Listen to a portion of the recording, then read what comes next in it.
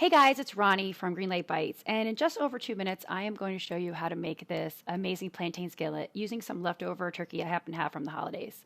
It's fast, it's tasty, it's really fun. The full recipe will be on greenlightbites.com if you need more details. Otherwise, I'm going to let this 2 minutes of clips do all the talking for me today.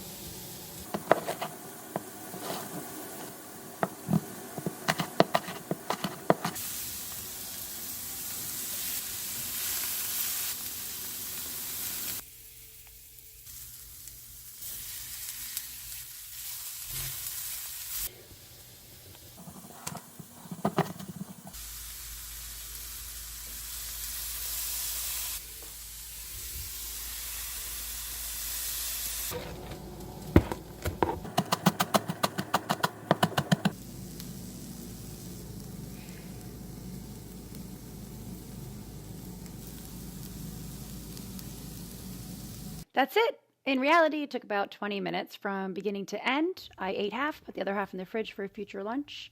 For more light ideas, check out greenlightbites.com.